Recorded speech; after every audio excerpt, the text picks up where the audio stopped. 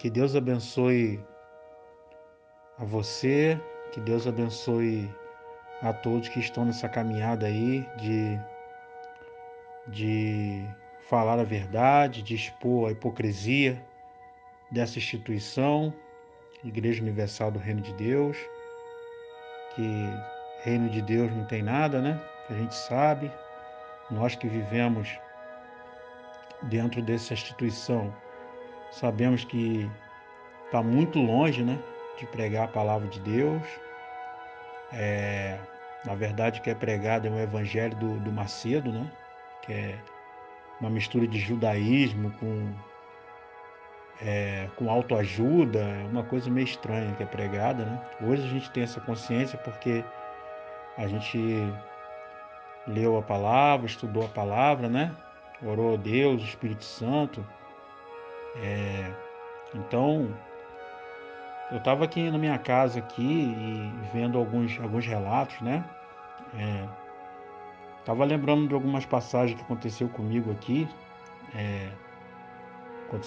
nessa instituição, e uma das passagens foi que eu era responsável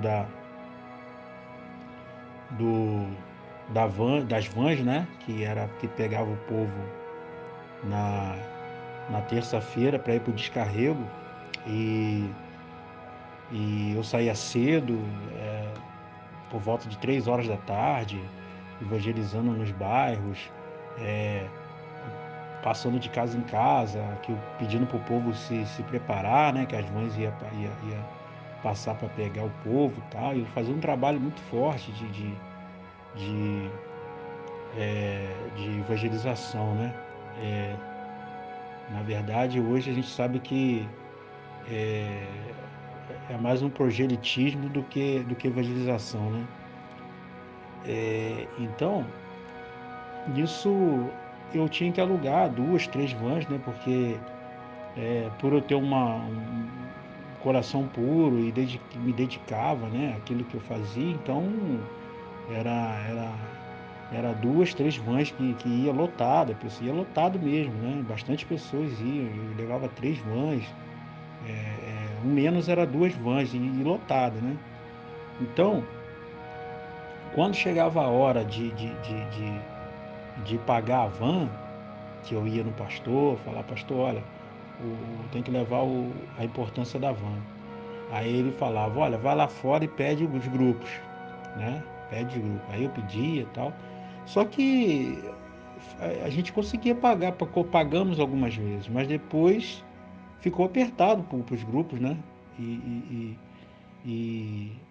aí chegava a ponto quando eu ia pedir a importância da van para ele, que eu dizia que os grupos já não tinha, ninguém tinha mais, né? Ele ainda ficava revoltado comigo ainda, né? Dizia que eu tinha pouca fé, que eu não, quer dizer, a culpa ainda era minha, né?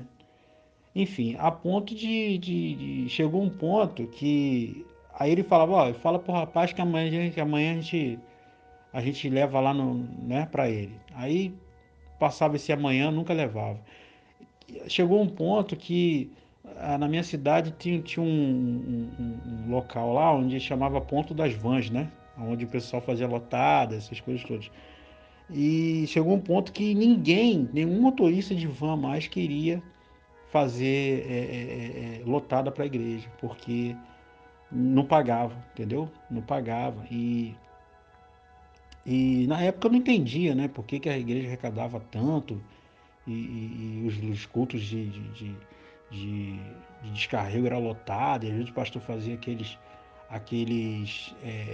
desafios, né, que eles fazem, aí levantava aquelas importâncias altas, e nunca tinha dinheiro para pagar a van. Hoje eu sei, né, porque hoje, tudo que arrecada é para o bolso da cúpula, né.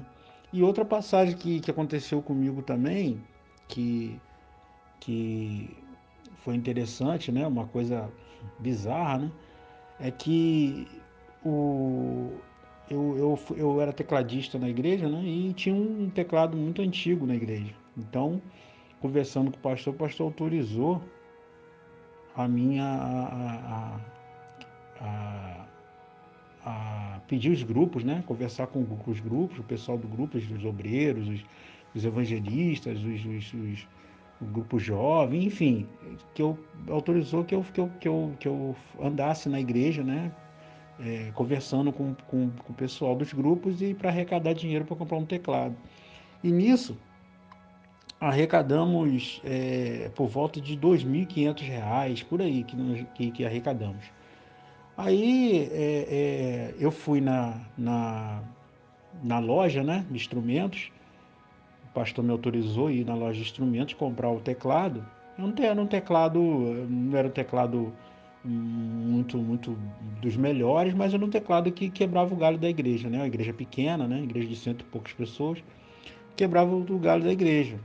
Aí eu fui lá, no dia que eu fui comprar o teclado, não tinha o modelo que a gente ia comprar, né? Que era um teclado para a igreja, como a Igreja Universal é teclado e voz, né? Tem que ter um teclado arranjador, enfim.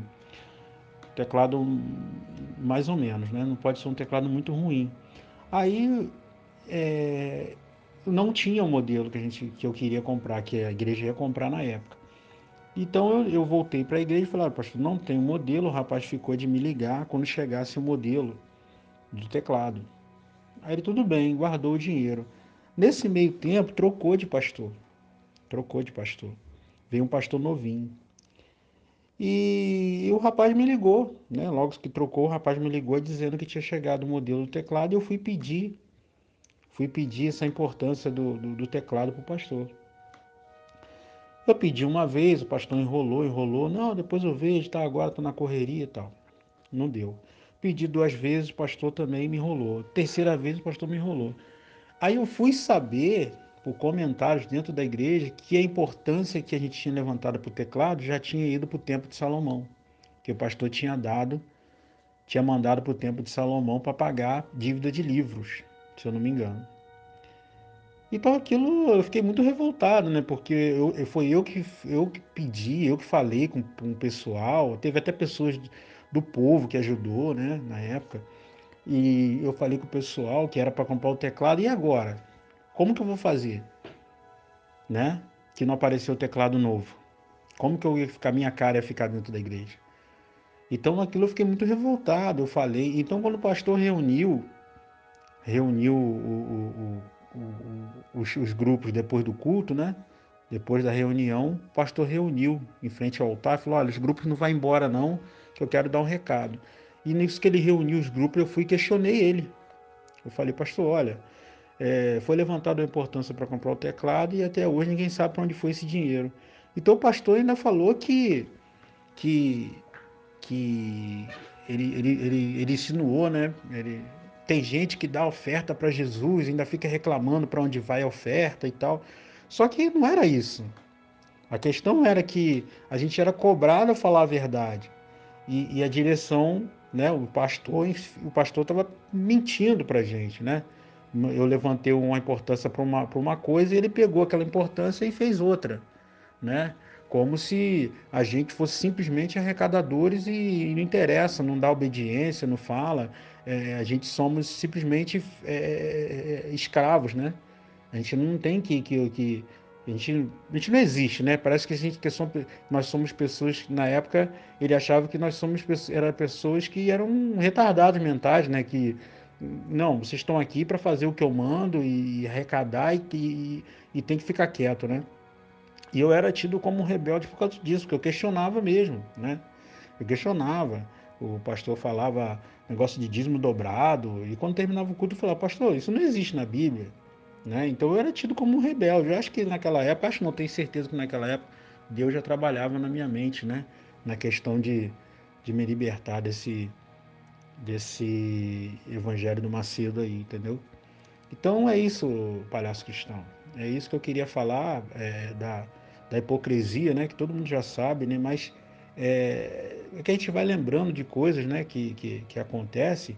E eu queria que algum obreiro que está na obra hoje em dia, né? O obreiro que se encontra na obra, ou membro, ou alguém, me desminta, né? Fale que é mentira o que eu estou falando, porque é de dever van, né? A gente arrecada um dinheiro para comprar uma coisa, o dinheiro some, ninguém sabe para onde vai, né? queria que desmentisse isso, né? E essa pessoa que caso você coloque esse áudio, né? Publique esse áudio, eu queria que essas pessoas que estão ouvindo, que elas meditassem e parassem para pensar que isso é certo, né? Vindo de pessoas que dizem que são convertidas a Deus. Tá bom, palhaço?